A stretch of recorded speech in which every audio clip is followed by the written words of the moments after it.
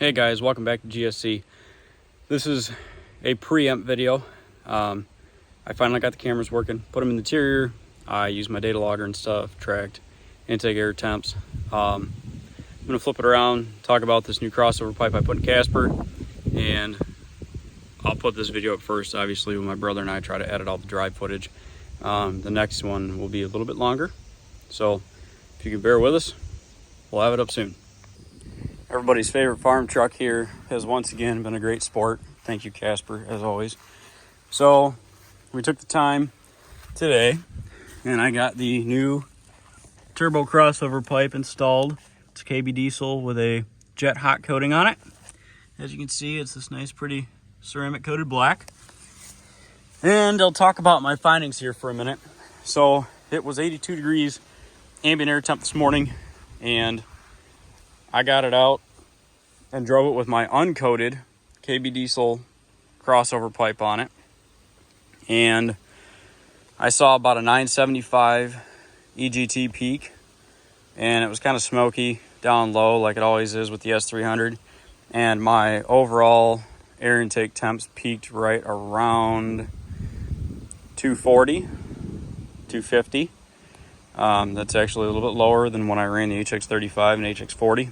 So did pretty good. Came home, that was 82 degrees at 94% or so humidity. It is now 93 degrees outside and 94% humidity.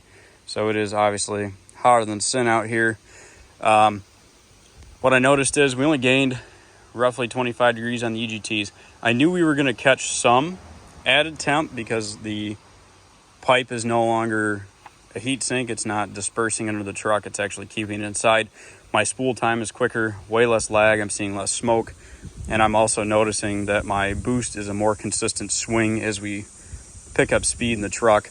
My peak EGT now kisses right around 1,000. My peak air intake temps are around 245. So air intake temps only came down 3 to 5 degrees. So not as much as I kind of expected them to, but with the fact the ambient temp went up 10 degrees, I'll say that I was not terribly surprised. I might wait until later this afternoon and run it back out when it gets closer to 80 degrees and see what happens. We've got kind of some weather coming in, but so far the coating looks great after running it about 10 miles out in the country on back roads. Ran it down a dirt road, and I've got no stone chips, no damage, no chunks of ceramic coating falling out from under the truck. So that said, the jet hot coating definitely is going to hold up into the future. So this is part one of the video. I'll go ahead and get Casper cleaned up, and we'll probably do the segment for part two maybe next weekend. My brother and I are going to go ahead and edit the drive footage tomorrow and get it out there. But it's on, it works.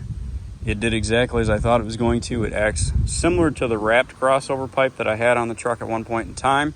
The only difference is it's not holding water, oil, road debris, other grime and gunk.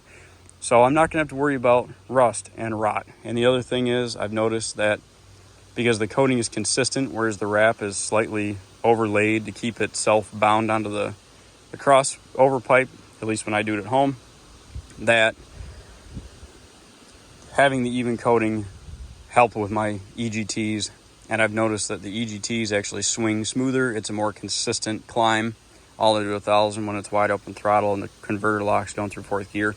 And the boost is also no longer having a spike issue. It's a nice smooth build up on boost, and it's a nice smooth deceleration from that.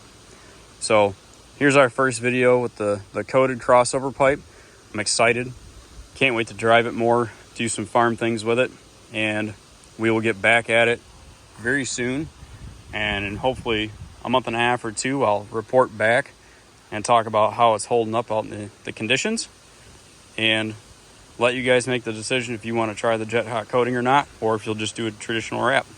Thanks, everybody.